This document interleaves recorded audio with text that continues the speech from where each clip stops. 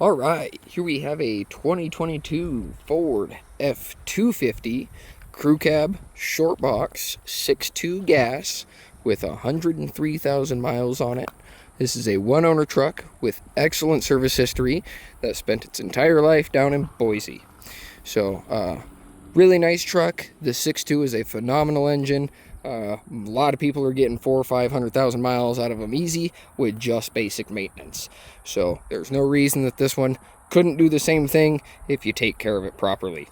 Crew cab short box is a good way to go. You get all the cab space you need, and if you don't need a full 8-foot bed, they're very handy. They get around a bit easier than a crew cab long box, just because, you know, crew cab long boxes are long. So this is an XL, but it does have power locks, power windows, power mirrors. We'll hop in here. We'll show you. Nice clean door panel there. You got power locks, power windows, and power mirrors. This is manual front seats. Here's your headlight controls. So you got your cab light, or your rear dome light for outside the cab. And then your headlight controls, as well as your dimmer for your gauges and everything else. This tilt and telescoping steering wheel, you just put this tab down and you can go up and down or in and out. It's hard to do with one hand without having a shaky camera. So let's hop in here.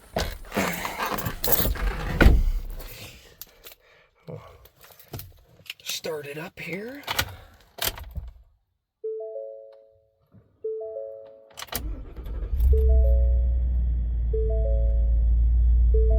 Fires up beautifully, runs and drives beautifully. This truck is a very nice work truck. The vinyl floors with the vinyl seats really complement each other, and it makes it really easy to clean, especially if you're running like a construction crew or a landscape crew or anything of that nature, you know, where you're going to have dirty jobs.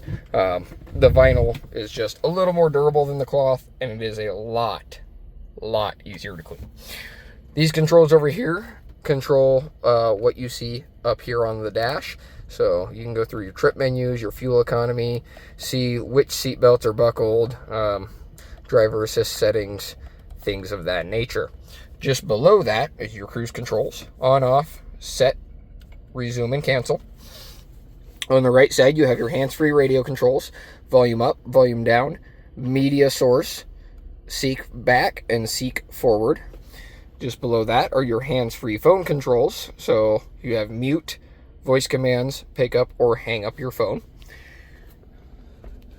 Nice little, it's not a touchscreen display, but it is a nice little display there. Radio does work. Yeah. Right here is your shift on the fly 4-wheel drive. So right now we're in 2 high. At any point, as long as you were under 50 miles an hour and not on dry pavement, you can shift into 4 high. For 4 low, you want to be stopped in neutral with your foot on the brake, and then you can shift into 4 low. It says pull. There's a little X there. It means it has an electronic locking rear differential. You just pull this guy out, and then you get a little notification up there. You can see it's the same symbol. It's just orange. That means your rear end is locked up. Both rear tires will now spin at the exact same time. Useful if you get into a sticky situation where one tire just isn't cutting it in the rear. Integrated trailer brake controller with adjustable gain. Climate control is pretty straightforward: hot, cold, on, off. Where do you want it? Down there you got a USB as well as a 12-volt outlet. In here you get a nice little center console there. This is also a seat for the front row if you need to have just an extra seat, because you can't quite fit everybody. And you also get storage underneath it as well, so that could be super handy. Up here you've got your dome lights, obviously left dome light, right dome light, both dome lights, and as well as whether you want them to come on when you open the door or not. It does have a full screen backup camera, so you just put it into reverse and it automatically comes on. Right above that is hill descent control. That's for I believe it's only for off-road use. What it does is it limits how fast you can go through the transmission. So it'll keep you at a consistent speed when you're going down steep hills. Obviously, your traction control, pretty straightforward. If you get stuck in a situation and you need some more wheel speed and the ABS is, kind of shutting that down, you turn off the traction control and you can send all the power to the wheels that you need. Let's get into the back here.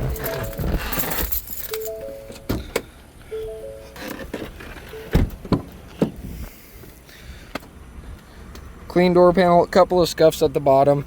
That's, pretty typical for work trucks, especially if you've got guys with big boots, getting in and out of them.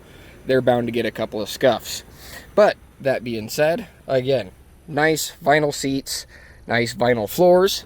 The bottoms do fold up if you needed to put extras, cargo back here or tools or anything you might not want in the weather in the bed.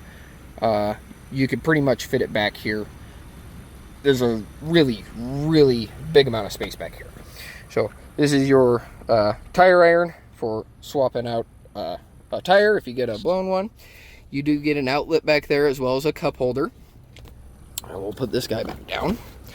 On these trucks, the driver's side does not fold down on the back. The passenger side does. There's a couple of companies out there that make a kit that puts a pull rope up at the top, probably right about there, to give you access to that back panel. Just depends on if you want it or not. We'll come around to the other side here. And we'll open this one. Again, nice clean door panel. This one doesn't have the scuffs that the other one has. So what that tells me is that there's probably a group of maybe 3 guys or something running in this, and that was the side they used the most. Like I said, all of these seats fold up, so if you needed to, let's put this one up as well. You get a ton of room back there if you need it. So one of those helpful features, you just pull this little tab, that comes back down. There's another tab on the side here for the back of this seat. You just pull that guy, and that is where you will find your bottle jack. Go to the front here, show you the passenger side. And no scuffs on that one. Overall, very, very well kept truck. Like I said, 103,000 miles. Back in the day, that would have been a significant amount. Nowadays, not so much. Rigs are commonly running 200, 300, 400, 500,000 miles with minor issues or no issues with just basic maintenance. So gone are the days of Chrysler K cars, in are the days of good, reliable vehicles.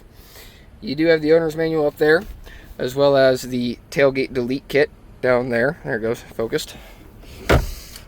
On this side, you do have 2 more 12-volt outlets, as well as a nice cubby there. Headliner is in beautiful shape. Very, very nice.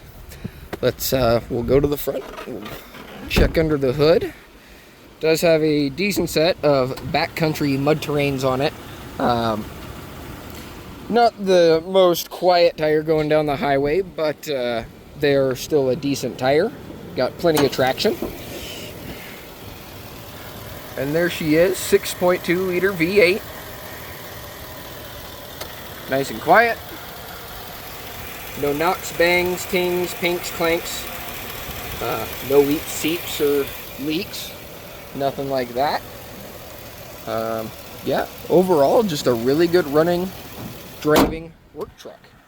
We'll show you the underside here. So, pretty straightforward. Nothing super crazy or out of the ordinary. Nothing wet, nothing leaking. Which, you wouldn't expect on a 2022 anyways. So everything is right and tight and as it should be. So I think that's all I have for you on this one. Again, 2022 Ford F-250 Crew Cab Short Box, 1 owner, excellent service history from the Boise area with 103,000 miles on it. Come see us here in Athol, Idaho. Give our website a visit at www.familymotorcoidaho.com.